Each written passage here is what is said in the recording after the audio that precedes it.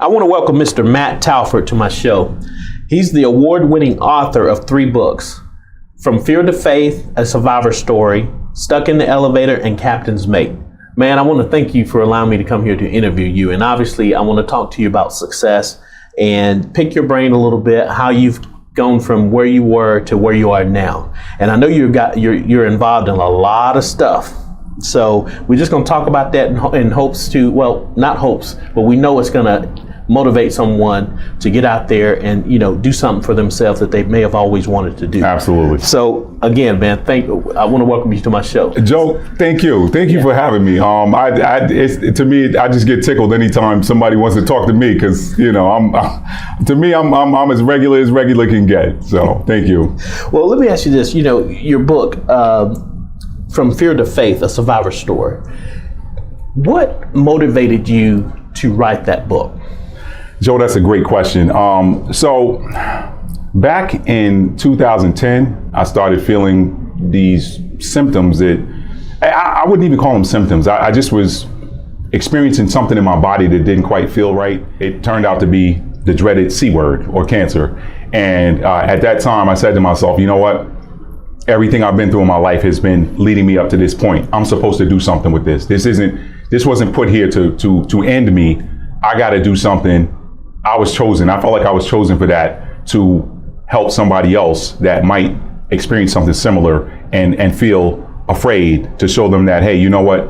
You can get through this. So my inspiration for getting through it was being able to share the story with someone else so that they could get through it too. Did you write before that, or what got you into becoming an author? You know, Joe, I love that question. A lot of people ask me that, and when they look at the book and look at how it came across and how that story was presented, people ask me, they're like, you know, wow, this is your first outing.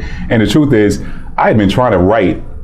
I started writing and journaling when I was in the Army at the age of 17. I said, you know how we all have in business or anything that we want to do, mm-hmm. we have these naysayers out there. Mm-hmm. Did you ever experience any of that, whether it may have come from family, friends, you know, did you have any naysayers saying that, oh man, why you want to write a book? Or, you know, you can't become an author, you don't know, you know, did you ever experience anything like that to maybe help someone that may be facing something like that, wanting to, you know, maybe write a book? Yeah.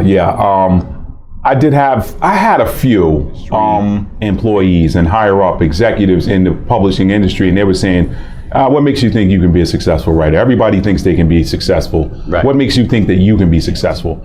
So you can either wilt and go into a shell or a bubble when someone says you can't do something, or you can use it as fuel to jettison you toward your end goal. So was Stuck in the Elevator your second book, or was that your third? Which came first? Stuck in an Elevator was third. So I dropped another book in between there called Captain's Mate, which was a book that I wrote for the tennis community. Okay. So I was like, let me get this book out of the way. And then came Stuck in an Elevator 2 years later.